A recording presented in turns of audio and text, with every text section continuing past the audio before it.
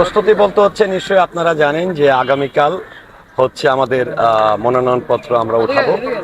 আর আমাদের যেটি হচ্ছে যে 3 জুলাই হচ্ছে আমাদের নির্বাচনের প্রস্তুতি তো এগিয়ে চলছে। নির্বাচনের যদিও আমরা মনোনয়নপত্র উঠাবো, কিন্তু আমাদের নির্বাচন শুরু হয়েছে আরো 10 দিন 15 দিন আগে থেকে কিন্তু আমাদের নির্বাচন শুরু হয়েছে। আসলে সবচেয়ে বড় বিষয় হচ্ছে যে দেখেন, এখন কিন্তু আগের মতো চলচ্চিত্র নির্মাণ হচ্ছে না, আগের মতন শিল্পীদের বিএফডিসিতে কাজ ব্যতীত আসার সম্ভাবনা খুব কম থাকে। তো এই নির্বাচন বলি, আমাদের বিশেষ কোনো আনুষ্ঠানিকতা, পিকনিক বলি, যাই বলি না কেন, ইফতার মাহফিল বলি, তখন আসলে আমরা আমাদের অনেক শ্রদ্ধাভাজন শিল্পীদেরকে দেখতে পাই। আমাদের অনেক সিনিয়ররা আসেন এবং এই বর্তমান প্রজন্ম এবং 80-90 দশকে যারা কাজ করতেন তাদের সঙ্গে আমাদের দেখা সাক্ষাৎ হয়। তো এতে করে যে আগের শিল্পীদের সঙ্গে আমাদের বর্তমান প্রজন্মের শিল্পীদের একটা হৃদ্রতার সম্পর্ক অনেকটা সমৃদ্ধশালী হয়। আমি আজকে এই বাংলাদেশ চলচ্চিত্র শিল্পী সমিতি 2026-27 এইবারের নির্বাচনে আমি শুরু থেকেই, বাংলাদেশ চলচ্চিত্র শিল্পী সমিতি 1984 সালে প্রতিষ্ঠিত হয়েছিল এবং আপনারা নিশ্চয়ই অবগত আছেন যে এই শিল্পী সমিতির প্রতিষ্ঠাতা সভাপতি ছিলেন বাংলা চলচ্চিত্রের অহংকার, কিংবদন্তি চিত্রনায়ক নায়করাজ রাজ্জাক সাহেব। আমি খলিলুল্লাহ সাহেব, রাজ্জাক সাহেব, আলমগীর সাহেব, তারা যারা প্রয়াত হয়েছেন তাদের পাশাপাশি যারা এখনো পৃথিবীতে আছেন, আমাদের রুজি আফসারি ম্যাডাম, আমাদের মান্না ভাই, আমাদের ইলিয়াস কাঞ্চন সাহেব, মাহমুদ কলি সাহেব সহ মিজু আহমেদ, সবাইকে আমি শ্রদ্ধার সঙ্গে স্মরণ করছি। আসলে দেখেন, আমি মাঝে মাঝে আমাকে নিজেকে অযোগ্য মনে হয় যে যারা, যখন আমি নির্বাচনের আমাদের যে কমিটির যে বোর্ড রয়েছে সেই বোর্ড যখন দেখি 1984 থেকে 2026 পর্যন্ত, তখন আসলে আমার খুব আক্ষেপ হয় যে আসলে এই শিল্পী সমিতি, শিল্পী এবং সংগঠনের স্বার্থে কারা আসলে এটাকে এই সংগঠনটি প্রতিষ্ঠা করেছিল এবং তারা আসলে কি উদ্দেশ্যে নিয়ে সংগঠনটি প্রতিষ্ঠা করেছিল, এবং তাদের আজকে যারা এই শিল্পী সমিতি প্রতিষ্ঠিত করেছেন তাদেরকে সামনে রেখে আমি একটু সারা দেশের চলচ্চিত্র প্রেমীরা যারা অনেকেই অনেক সময় অনেক ধরনের বক্তব্য দিয়ে থাকেন বা অনেক ধরনের কমেন্ট করেন সামাজিক যোগাযোগ মাধ্যমে যে তাদেরকে কোনো কাজ নেই, নির্বাচন, পিকনিক, তারপরে হচ্ছে ইফতার, এছাড়া কি কোনো কাজ নেই। একটু কিছু বিষয় আমি বলতে চাই। দেখেন, আসলে প্রত্যেকটা সংগঠন এবং প্রত্যেকটা প্রতিষ্ঠানের কিন্তু বিশেষ অকেশন থাকে। তো সবার যদি থাকে, একটি যদি ধরি, একটা ব্যবসা প্রতিষ্ঠানের একসময় অনেক সুদিন ছিল, এখন একটু খারাপ সময় চলে আসে, তাই বলে কি তারা তাদের সেই আয়োজনগুলোকে বন্ধ করে দেবে? নিশ্চয়ই বন্ধ করে দিবে না। আজকে আমরা যখন কোনো আয়োজনগুলো করছি তখন কিন্তু যারা 80-র দশকে ছবি দেখতেন বা 90 দশকের ছবি দেখতেন, এই মিলন মেলার মাধ্যমে কিন্তু তারা অনেক পুরনো শিল্পীদের খবরাখবর পাচ্ছে। তো এই নির্বাচনের ফলে কিন্তু আমাদের অনেক শিল্পীদের, যেরকমটা আমরা এই বর্তমান প্রজন্মের যারা নির্বাচন করছে তারা অনেক সিনিয়রদের সঙ্গে যোগাযোগ করছি, তারা আমাদের ফোন নাম্বার পাচ্ছে, আমরা তাদের সঙ্গে কৌশল বিনিময় করতে পারছি। এই বিষয়গুলো কিন্তু অনেকটা স্পষ্ট হতে পারছি। আরেকটা জিনিস বলবো যে আমি গত কমিটিতে ছিলাম 2024-26 বাংলাদেশ চলচ্চিত্র শিল্পী সমিতির, কিন্তু 2 বছর কার্যনির্বাহী সদস্য হিসাবে দায়িত্ব পালন করেছিলাম। তো এই 2 বছর দায়িত্ব পালন করতে যে অনেকে আমাকে জিজ্ঞেস করে যে এবার যখন নির্বাচন করছি, যে অনেক গণমাধ্যম কর্মীরা আমাকে জিজ্ঞেস করে যে আপনার প্রতিশ্রুতি কি। আমি একটি কথাই বলবো, আমি আসলে প্রতিশ্রুতিতে বিশ্বাসী না, আমি কাজে বিশ্বাসী। আমি বরাবরই বলি যে আমি নেতা হতে চাই না, আমি সেবক হতে চাই। কারণ যারা 80-90 দশকের শিল্পী যারা আছেন বা আমাদের সিনিয়ররা যারা আছেন, যারা আমরা চলচ্চিত্র দেখে বড় হয়েছি, যারা চলচ্চিত্র প্রেমী, তারা আজকে এই সিনিয়র শিল্পীদের সেবা করতে পারছি, খোঁজখবর নিতে পারছি, তাদের সান্নিধ্য নিতে পারছি, এটা কিন্তু আমাদের জন্য অনেক বড় ভাগ্যের ব্যাপার। তো সেই জায়গা থেকে আমি যেটি বলবো, প্রতিশ্রুতির জায়গায় বা আমি আমার করণীয় কি, আমি কি করব, সেই বিষয়টি যদি একটু বলি, যে এবার আমি বাংলাদেশ চলচ্চিত্র শিল্পী সমিতির এবারের নির্বাচনে শানু শিবা এবং জয় চৌধুরীর প্যানেল থেকে সাংগঠনিক সম্পাদক হিসাবে নির্বাচন করছি। তো আমার চলচ্চিত্রের কেরিয়ার কিন্তু খুবই কম, কিন্তু আমি আমার জীবনের প্রথম নির্বাচন এবং নির্বাচিত কার্যনির্বাহী সদস্য ছিলাম বাংলাদেশ টেলিভিশন মিডিয়া অভিনয় শিল্পী সংঘের, যেটি প্রথম নির্বাচন অনুষ্ঠিত হয়েছিল 2017 সালে। সে নেতৃত্ব থেকে আজকে স্বপ্নের জায়গা, যে স্বপ্ন নিয়ে দৌড়াতাম, যে স্বপ্ন দেখে স্বপ্ন ধারণ করে আজকে চলচ্চিত্রে এসেছি, সেখানকার আজকে সংগঠনের আমি নেতৃত্ব দিচ্ছি। কার্যনির্বাহী থেকে সাংগঠনিক সম্পাদক হওয়ার স্বপ্ন দেখছি। তো সাংগঠনিক সম্পাদক করার একটি কারণ হচ্ছে, আমি গত 2 বছর, নিশ্চয়ই আপনারা অবগত আছেন, আমার মনে হয় যে কোনো শিল্পী রাত 1টা 2টা 3টা আমাকে যদি কখনো ফোন দিয়েছে, আমাকে পাইনি এমন কোনো সময় নেই। এমনকি আমার এই 2 বছরের যে কার্যক্রম ছিল, 2 বছরের কার্যক্রমের মধ্যে আমি চেষ্টা করেছি, যারা 10 বছর আগে 20 বছর আগে চলচ্চিত্র ছেড়ে চলে গেছে এবং চলচ্চিত্র প্রেমীদের কাছে অনেকটা অদৃশ্য হয়ে গেছে, অনেকে জানতেন যে অনেকে মারা গেছেন, কিন্তু জীবিত থেকেও তারা মারা গেছেন এমন অনেক তথ্য প্রকাশ হয়েছে। সেটাকে সত্য তথ্য প্রকাশ করার জন্য কিন্তু আমি ছুটে বেরিয়েছি।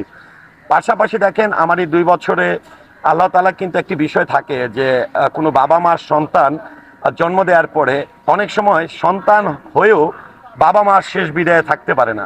কিন্তু আজকে আমি মনে করি যারা আমাদের সিনিয়ররা আছেন তারা কিন্তু আমাদের অভিভাবক। সেই সূত্র ধরে আমি 2024 থেকে 26-এর মধ্যে 3জন কিংবদন্তিকে হারিয়েছি। বিশেষ করে আমি বলবো আরো অনেকেই আমরা হারিয়েছি। আমাদের নাচের অনেক গুণী শিল্পীদেরকে হারিয়েছি, ফাইটের গুণী শিল্পীদেরকে হারিয়েছি। পাশাপাশি উল্লেখযোগ্য যদি বলতে চাই, আমাদের 2024-এর নির্বাচনে যিনি সাংগঠনিক সম্পাদক হিসেবে নির্বাচন করেছিলেন, জাতীয় চলচ্চিত্র পুরস্কার প্রাপ্ত অভিনেত্রী, কিংবদন্তি অভিনেত্রী অঞ্জনা ম্যাডাম, তিনি কিন্তু আমাদের নির্বাচনের কিছুদিন পরেই পৃথিবীর মায়া ত্যাগ করে চলে গেছেন। মহান রাব্বুল আলামিন আমাকে তার সেই, যেহেতু তিনি নিঃসন্তান ছিলেন, সন্তানের দায়িত্ব পালন করার সুযোগটা আমাকে দিয়েছিল। আমি হাসপাতাল পর্যন্ত ছিলাম, শেষ বিদায় পর্যন্ত ছিলাম। তারপর পরে কিন্তু চলে গেছেন বাংলা চলচ্চিত্রের আরেকজন অহংকার, কিংবদন্তি অভিনেতা প্রবীণ মিত্রদা। সেটিও কিন্তু একদম আমি প্রথম হাসপাতালে ছুটে গেছি, আমি শেষ দেখা দেখে আসছি এবং আমি প্রথমে হাসপাতালে ছুটে গিয়েছিলাম। পাশাপাশি ওনার শেষ বিদায় পর্যন্ত থাকার তৌফিক মহান রব্বুল আলামিন আমাকে দিয়েছিল। পাশাপাশি দেখেন, আরেকটি ব্যক্তির কথা না বললেই নয়, যেটি হচ্ছে আমাদের আরেকজন জনপ্রিয় চিত্রনায়ক, কিংবদন্তি অভিনেতা জাভেদ ভাই, যিনি বেসিক্যালি, যার জন্ম ছিল পাকিস্তানে। জাভেদ ভাইয়ের জন্ম পাকিস্তানে, কিন্তু তার পরিবার পরিজন, আত্মীয় স্বজন, রক্তের বন্ধন ছেড়ে এই বাংলা চলচ্চিত্রকে তিনি আপন করে নিয়েছিল। বাংলাদেশের মানুষকে আপন করে নিয়ে তিনি তার জীবনের শেষ নিঃশ্বাস পর্যন্ত এই ইন্ডাস্ট্রির সঙ্গে কাজ করে গেছেন। তো সেখানে জাভেদ ভাইয়েরও সন্তানের মতন করে ওনাকে শেষ বিদায় দেওয়ার তৌফিক আমাকে মহান রব্বুল আলামিন দিয়েছে। তো আমার এই যে 2 কার্যনির্বাহী সদস্য হিসাবে 2 বছর যে দায়িত্ব পালন করেছি, এই 2 বছরে কিন্তু এই সংগঠন আমি স্টাডি করার চেষ্টা করেছি যে আসলে শিল্পী সমিতি কেন প্রতিষ্ঠিত করা হয়েছিল। শিল্পী সমিতি কি, অনেকে যখন অনেক চলচ্চিত্র প্রেমীরা কিন্তু এরকম প্রশ্ন করে যে আপনারা ছবি বানাচ্ছেন না, ছবি নির্মাণ করছেন না, শুধু নির্বাচন করছেন, আপনারা আলোচনায় থাকার চেষ্টা করছেন। তাদেরকে একটু বলতে চাই, দেখেন, একজন শিল্পী কখনো চলচ্চিত্র নির্মাণ করতে পারে না, একটি চলচ্চিত্র শিল্পী সমিতি ছবি নির্মাণ করবে না। চলচ্চিত্র শিল্পী সমিতি প্রতিষ্ঠিত হয়েছিল কেবলমাত্র শিল্পীদের সমস্যা সমাধানের জন্য, সবাইকে ঐক্যবদ্ধ করে রাখার জন্য, বিপদে আপদে সবার একে অপরের পাশে থাকার জন্য। তো এই জন্য শিল্পী সমিতি প্রতিষ্ঠিত করা হয়েছিল। তো এই যে 2 বছর আমি কার্যনির্বাহী সদস্য ছিলাম, এই 2 বছরে আমার কিছু কিছু অভিজ্ঞতা হয়েছে যে আমরা আসলে কেন পিছিয়ে গেছি, শিল্পীদের চাওয়া পাওয়া কি, হ্যাঁ, প্রত্যাশা কি, এই প্রত্যাশার জায়গাগুলো আমি হয়তো কিছু কিছু পূরণ করতে পেরেছি। আমার দৃঢ় বিশ্বাস এবং আত্মবিশ্বাস, কারণ সিনিয়রদের যে ভালোবাসা পেয়েছি, প্রত্যেকটা শিল্পীর যে ভালোবাসা পেয়েছি, পরামর্শ পেয়েছি, সেই প্রেক্ষাপটে আমার দৃঢ় বিশ্বাস এবং আমি আত্মবিশ্বাসী যে আগামীতে যদি আমি সাংগঠনিক সম্পাদক হিসাবে নির্বাচিত হতে পারি, তাহলে নিশ্চয়ই আমি কিছুটা হলেও করতে পারবো। আরেকটা বিষয় যে দেখেন, আমাদের ক্রাইসিসগুলো কোথায়, কেন শিল্পী সমিতি এখন পিছিয়ে আছে, এটি আমি 2 বছরে যে বিষয়গুলো পেয়েছি। আজকে দেখেন, আমাদের কিন্তু বর্তমান সরকার একটা বাজেট পেশ করেছে। লাস্ট আপডেট যেটি গভর্নমেন্ট আপডেট, সেই বাজেটের মধ্যে ইন্ডাস্ট্রির মতো, সেটি চলচ্চিত্র বলি, নাটক বলি, এই ইন্ডাস্ট্রি নিয়ে তাদের বাজেটের মধ্যে কোনো কিছু নেই। এটা আমাদের জন্য খুবই দুঃখজনক বিষয়, কারণ ইন্ডাস্ট্রিকে বাঁচিয়ে রাখার দায়িত্ব কেবলমাত্র শিল্পী, পরিচালক, প্রযোজক তাদেরই না, সরকারকেও দায়িত্ব গ্রহণ করতে হবে। এবং সরকারের পৃষ্ঠপোষকতা ছাড়া এই ইন্ডাস্ট্রি ঘুরে দাঁড় করানোর ক্ষমতা কারো নেই, কারণ আগের মতন প্রডিউসার নেই, আগের মতন ইনভেস্টার নেই। তো সেই জায়গায় সরকারের পৃষ্ঠপোষকতা, এই যে হল কমে যাচ্ছে, এই হল কমে যাওয়ার জায়গা থেকে উত্তরণের জন্য সরকারের পৃষ্ঠপোষকতা দরকার। আমি বিশেষ করে আজকে আপনাদের মাধ্যমে মাননীয় প্রধানমন্ত্রী জনাব তারেক রহমানের কাছে আবেদন করতে চাই যে আপনি আমাদের প্রতি সুদৃষ্টি দেন। কারণ মাননীয় প্রধানমন্ত্রী, আপনাকে একটা কথা বলতে চাই যে আজকে বাংলাদেশে যখন বলা হয় শিল্পী শূন্যতা, আপনাকে স্মরণ করিয়ে দিতে চাই যে বাংলাদেশের এই ইন্ডাস্ট্রি, ছোট পর্দা বলি বড় পর্দায় বলি, শিল্পী সংকট দূরকরণের জন্য, শিল্পী তৈরির জন্য কিন্তু নতুন করে প্রথম যাত্রা শুরু করেছিল শহীদ প্রেসিডেন্ট জিয়া রহমানের হাত ধরে। আমি কোনো রাজনৈতিক প্রেক্ষাপট থেকে বলছি না। আবার দেখেন, এই যে ন্যাশনাল অ্যাওয়ার্ড যেটাকে বলি, রাষ্ট্রীয় সর্বোচ্চ সম্মান যেটি ন্যাশনাল অ্যাওয়ার্ড, জাতীয় চলচ্চিত্র পুরস্কার, সেটিও কিন্তু শহীদ প্রেসিডেন্ট জিয়াউর রহমান সাহেবের হাত ধরেই কিন্তু যাত্রা শুরু করেছিল। সেই ক্ষেত্রে আমি মনে করি মাননীয় প্রধানমন্ত্রী আপনি যেরকম ভাবে কারো কোনো সমস্যা হলে একদম শূন্য প্রটোকল অবস্থায় আপনি ছুটে যাচ্ছেন, এখানেও কিন্তু হাজার হাজার মানুষ, হাজার হাজার এই ক্যামেরার পিছনের মানুষ, শিল্পী, কলাকৌশলী সবাই কিন্তু আপনার দিকে তাকিয়ে আছে। তো আমি আমার জায়গা থেকে একটি কথাই বলবো যে আমাদের এই যে 16, 17, 18টি সংগঠন রয়েছে, আমি যেহেতু সাংগঠনিক সম্পাদক, আগে জানতে হবে আমার পদের ক্যাপাবিলিটি কি, পদের দায়িত্ব কি। সেই জায়গা থেকে আমার যেটা মনে হয়েছে যে গ্যাপগুলো রয়েছে সাংগঠনিকভাবে একজন সম্পাদক হিসাবে আমি যদি কখনো আমি নির্বাচিত হতে পারে, আমার প্রত্যেকটা আমার টার্গেট থাকবে যে এখন বর্তমান সময়ের যারা প্রযোজক রয়েছে তাদেরকে সম্মান জানিয়ে কিভাবে এই সমস্যা দূরীকরণের জন্য কাজ করা যায়। আবার পাশাপাশি আমাদেরকে শিল্পীদেরকেও কিন্তু পরিচালককেও সহযোগিতা করতে হবে। আমি মনে করি যেরকম ধরেন আজকে উন্নত বিশ্বে কি হচ্ছে, স্পন্সরের মাধ্যমে, ছবির মার্কেটিংয়ের মাধ্যমে, স্পন্সরের মাধ্যমে, হল থেকে বা অনলাইনের মাধ্যমে যে টাকাটা অর্জন করে এর চেয়ে বেশি কিন্তু স্পন্সরশিপ পায়। সেই জায়গায় আমি যেহেতু ক্যামেরার পিছনে মানুষ ছিলাম, দীর্ঘদিন আমি ক্যামেরার পিছনে সহকারী পরিচালক ছিলাম কেবলমাত্র বিজ্ঞাপনে, সেই জায়গা থেকে কোম্পানিগুলোকে কিভাবে ইনভলভ করতে হয় সে ধারণা কিন্তু আমার আছে। তো আমি আসলে চেষ্টা করব, আমি এবং আমার শিবা শানু, জয় প্যানেল যদি আমরা জয়যুক্ত হতে পারি, কারণ এখানে ইয়াংদের সংখ্যা বেশি। আমরা দুই ভাগে ভাগ করেছি। একটা হচ্ছে সিনিয়রদেরকে রেখেছি 50%, ইয়াং আমাদের বয়সে রেখেছি 50%, যাতে করে আমরা সিনিয়রদের যে শূন্যতা রয়েছে কিংবা তাদের হয়ে যে কাজ করার যে ব্যাপারটা রয়েছে সেটি আমরা যাতে সিনিয়র জুনিয়র মিলে সেটি করতে পারি, এবং যেই লক্ষ্যে শিল্পী সমিতি প্রতিষ্ঠা করা হয়েছিল শিল্পী এবং সংগঠনের স্বার্থে, আমরা শিল্পী এবং সংগঠনের স্বার্থে কাজ করে যাব ইনশাল্লাহ। বাপ্পা ভাইকে তো কেবলমাত্র এবারে নির্বাচন এসেছিল এবং উনি নির্বাচন করবেন এই জন্যই যে মিস করবো তা না। আমার বিগত 2 বছরের কার্যনির্বাহী সদস্য হিসাবে দায়িত্ব পালনরত অবস্থায় কিন্তু আমার যতগুলো শিল্পী সমিতির সংশ্লিষ্ট অনুষ্ঠান হয়েছে আমি কিন্তু বাপ্পা ভাইয়ের কাছে ছুটে গেছি। এবং বাপ্পা ভাই দেখেন, আসলে আমি মনে করি আমার চেয়ে অনেক বেশি দায়বদ্ধতা বাপ্পা ভাইয়ের, কারণ এই শিল্পী সমিতি যখন 1984 সালে প্রতিষ্ঠিত হয়েছিল, এর সভাপতি ছিলেন আমাদের এই কিংবদন্তি চিত্রনায়ক, বাংলা চলচ্চিত্রের অহংকার নায়করাজ রাজ্জাক সাহেবের সন্তান বাপ্পা ভাই। বাপ্পা ভাইয়েরও ব্যক্তিগত একটি পরিচয় আছে এবং উনিও কিংবদন্তি বলবো আমি, বাংলা চলচ্চিত্রের অহংকার। তো বাপ্পা ভাই দেখেন, একটি বিষয় হচ্ছে কি, কেবলমাত্র আজকে শিল্পী সমিতির নির্বাচনের সিদ্ধান্ত বাপ্পা ভাই নিয়েছিল, সরে গেছে, এটা নিয়ে আসলে বিভ্রান্তিকর কোনো তথ্য প্রচারের কোনো প্রয়োজন আছে বলে আমি মনে করি না। কারণ একটা জিনিস দেখবেন যে কেবলমাত্র শিল্পী সমিতি না, আজকে আপনি জাতীয় নির্বাচন বলেন, জাতীয় নির্বাচনেও দেখবেন অনেক প্রার্থী হয়, হ্যাঁ, অনেকে নির্বাচন করার আগ্রহ প্রকাশ করে, কিন্তু একটি সময় এসে বিচার বিশ্লেষণ করে তিনি অনেকে সরে যান। তো বাপ্পা ভাই তিনি হয়তোবা চিন্তা করেছিল যে আমি এখানে নির্বাচন করবো, আর বাপ্পা ভাই যে কাউকে বিপদে ফেলে চলে গেছে তা না। কারণ একটি জিনিস হচ্ছে কি, আপনি যদি আজকে বাপ্পা ভাইকে আমি অভিযোগ করতাম, অনেকে দেখি এরকম কানাগুনা করে উনি চলে গেল তাহলে কি প্যানেল থেকে বিপদে ফেলে রেখে গেল কিনা, কিন্তু আমি আমার সাংগঠনিক যে মেধা দিয়ে যদি আমি বলি, বাপ্পা ভাই কাউকে বিপদে ফেলে যায়নি। বাপ্পা ভাই যেই মুহূর্তে তিনি গেছেন সেই মুহূর্তটি কিন্তু কোনো তফসিল ঘোষণা হয়নি, বা প্যানেল ঘোষণা হয়নি, কিংবা আপনি দেখেন বাপ্পা ভাইয়ের সঙ্গে আমরা নিউজ দেখেছি মুক্তি ম্যাডামের সঙ্গে তিনি প্রেসিডেন্ট করবেন, কিন্তু পূর্ণাঙ্গ প্যানেল কিন্তু ঘোষণা হয়নি। তো যদি বাপ্পা ভাই যদি এমন বিপদে ফেলে যেত তাহলে বাপ্পা ভাইয়ের জায়গায় আরেকজন প্রার্থী কিভাবে করলেন।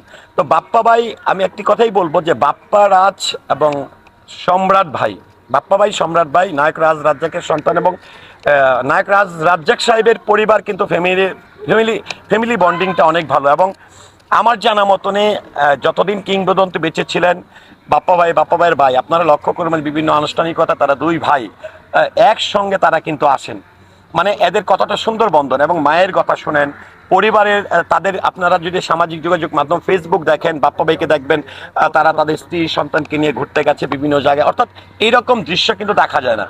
তো সেই জায়গায় বাপ্পা ভাই কিন্তু তার সামাজিক যোগাযোগ মাধ্যম বলি বা বিভিন্ন গণমাধ্যমে তিনি সাক্ষাৎকারে বলেছেন যে আমি আসলে সময় দিতে পারবো না যে পরিমাণের সময় দেওয়ার প্রয়োজন হয়, বা আমার পারিবারিক সমস্যা, পরিবার চাচ্ছে না। তো এটাকে আমাদের অনার করা উচিত, কারণ তিনি তো আগেই সিলিন্ডার করেছে যে তিনি আজকে যদি এমন হতো নির্বাচনে নির্বাচিত হয়ে চলে যেতেন তাহলে কিন্তু আরো বেশি অভিযোগ করতো যে তিনি কেন নির্বাচন করেছেন, করে চলে গেল। তো বাপ্পা ভাইকে অবশ্যই বাপ্পা ভাই চলে যায়নি এবং বাপ্পা ভাইকে আমরা কখনোই ছাড়বো না। যতদিন বাপ্পা ভাই থাকবে, যতদিন নায়করা রাজ্জাকের পরিবার থাকবে, আমি মনে করি তাদের রক্তের সঙ্গে মিশে আছে চলচ্চিত্র শিল্পী সমিতি, যেই চলচ্চিত্র শিল্পী সমিতির নেতৃত্ব দেওয়ার স্বপ্ন আমরা দেখছি।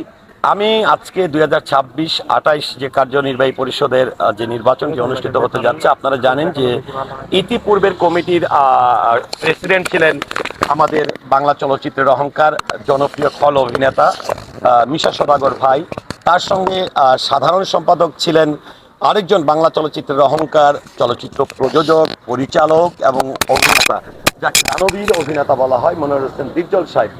তো আমি আজকে এই নির্বাচনের এই মুহূর্তে এসে আমি মিশা ভাইকে পাশে পাচ্ছি। ডিপজল ভাই শারীরিক অসুস্থতার কারণে তিনি দূরে আছেন, তারপরেও আমি শ্রদ্ধার সঙ্গে স্মরণ করছি এবং কৃতজ্ঞতা প্রকাশ করছি মিশা ভাইয়ের প্রতি, ডিপজল ভাইয়ের প্রতি। এই জন্য কৃতজ্ঞতা প্রকাশ করছি যে আমি গত 2024-26 যে নির্বাচনটি ছিল, সেখানে আপনারা নিশ্চয়ই অবগত আছেন, আমি কিন্তু মিশা ভাই এবং ডিপজল ভাইয়ের প্যানেলের বিপরীত প্যানেল থেকে এসে নির্বাচিত হয়েছিলাম, অর্থাৎ মাহমুদ কলি, নিপুণ আক্তার প্যানেল থেকে এসেছিলাম।